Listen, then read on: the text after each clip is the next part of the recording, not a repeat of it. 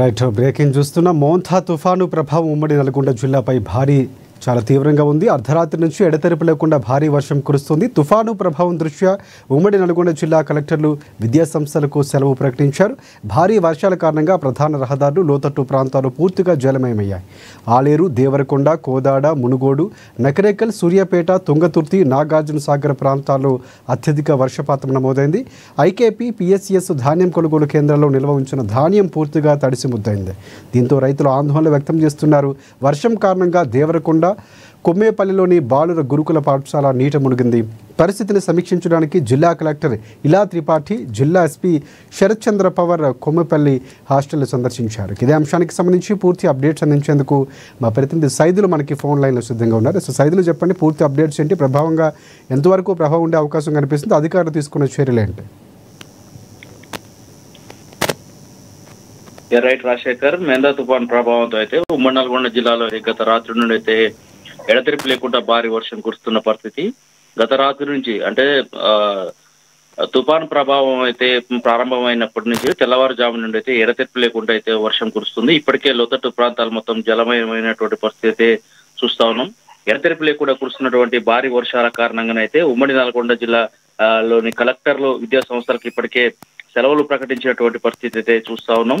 చూడొచ్చు, జిల్లాలోని దేవరకొండ, కోదాడ, సూర్యాపేట, ఆలేరు, నాగార్జున సాగర్, నెకరేకల్లు, మిర్యాలగూడ, మునుగోడు అంటే ఇంకా కూడా కొన్ని ప్రాంతాలలో కూడా ప్రధాన రహదారులు అంటే ఈ ప్రాంతాల్లో వర్షపాతం ఇప్పటికే ఎక్కువగా నమోదైనట్టు కూడా తెలుస్తా ఉంది. ప్రధాన రహదారులు అయితే పలు కాలనీలు కూడా నీట మునిగినటువంటి పరిస్థితి అయితే కనిపిస్తా ఉంది. తుఫాన్ ప్రభావంతో అయితే రైతాంగం కూడా పూర్తిగా దెబ్బతిందని చెప్పవచ్చు. పత్తి, వరి రైతులకు తీవ్ర నష్టం వాటిల్లే ప్రభావం పరిస్థితి కనిపిస్తా ఉంది. ఇప్పటికే దీనికి సంబంధించి కూడా రైతాంగం పూర్తిగా దివాలా తీసిందంటూ కూడా రైతులు పలు చోట్ల ఆవేదన వ్యక్తం చేస్తా ఉన్నారు. దీనికి సంబంధించి కూడా రైతాంగాన్ని ప్రభుత్వం ఆదుకోవాలంటూ కూడా చెప్తున్నటువంటి పరిస్థితి అయితే కనిపిస్తా ఉంది. ఇప్పటికే ఐకేపీ సెంటర్లలో, పిఎస్సిఎస్ సెంటర్లలో పోసినటువంటి కొనుగోలు సెంటర్లలో పోసినటువంటి ధాన్యాన్ని తడిసి ముద్దయి వరదల్లో కొట్టుకుపోయినటువంటి పరిస్థితి అయితే జిల్లాలో ప్రధానంగా కనిపిస్తా ఉంది. ఇప్పుడు చూస్తా ఉన్నాం, దేవరకొండలోని కొమ్మపల్లి బాలుర పాఠశాల ఏదైతే ఉందో ఇప్పటికే నీట మునిగినటువంటి పరిస్థితి కనిపిస్తా ఉంది. దీనికి సంబంధించి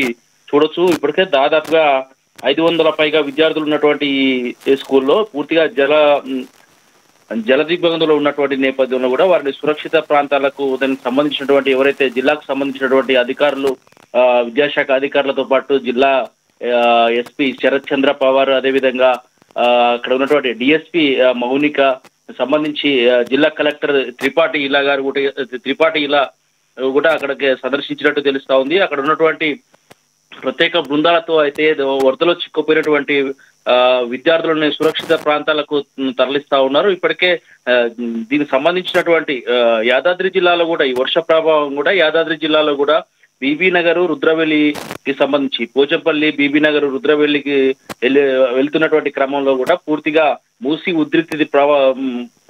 ఉధృతి అయితే ప్రవహిస్తా ఉందని చెప్పొచ్చు. దీనికి వరద ఉధృతి కారణంగా కూడా రాకపోకలు నిలిపివేసినటువంటి పరిస్థితి కనిపిస్తుంది.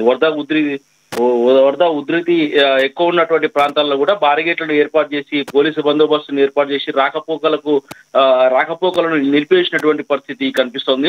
ఇంకా కూడా మొత్తంగా మెందా తుఫాను ప్రభావం అయితే సాయంత్రం వరకు అయితే వర్ష సూచన ప్రకటించినటువంటి వాతావరణ శాఖ ప్రకటించినటువంటి నేపథ్యంలో కూడా ఇంకా కూడా జిల్లాలో లోతట్టు ప్రాంతాల్లో అప్రమత్తంగా ఉండాలంటూ కూడా జిల్లాలోని అధికారులు, మండల శాఖ అధికారులు కూడా ఎప్పటికప్పటికి అప్రమత్తం చేస్తున్నటువంటి పరిస్థితి అయితే కనిపిస్తా ఉంది. Rajasekhar, thanks for updates Saidulu.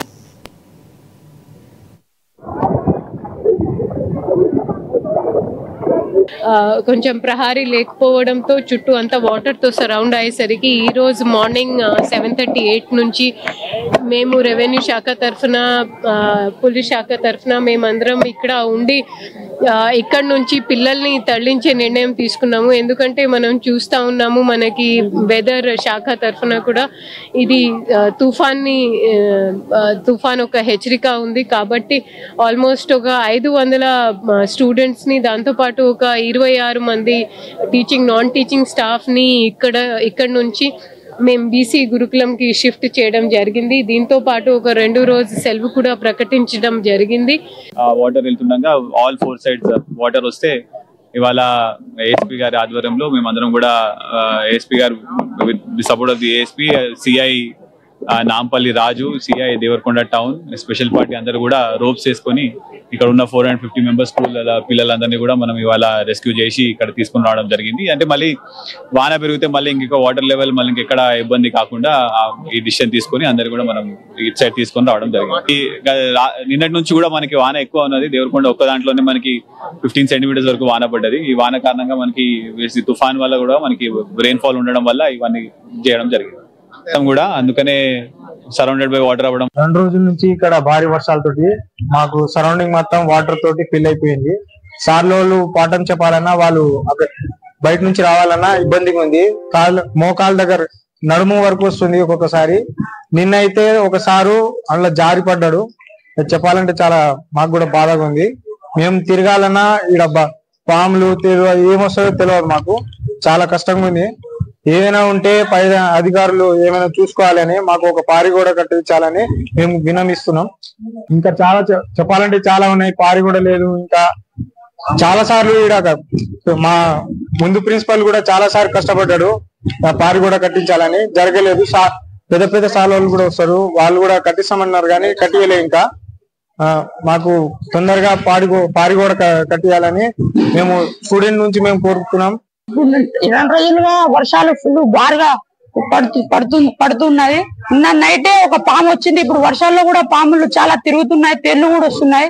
మా చుట్టూ పారి కూడా లేదు, ఏం లేదు. మేము ఇట్లా ఎట్లుండాలి అసలు? ఇడ మాకు తొందరగా పారి కూడా కట్టియాలని మేము పెద్ద పెద్ద అధికారులను కోరుతున్నాం.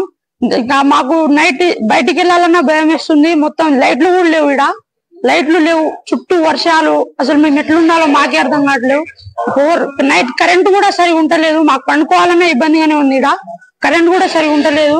ఇక ఇప్పుడు స్కూల్లోకి వెళ్ళి బయటికి ఇంటికి పోవాలన్నా బయటికి పోతే మోకాళ్ళతో నీళ్ళు వస్తున్నది. ఏం చేయాలో తెలియట్లేదు. వెంటనే స్పందించాలని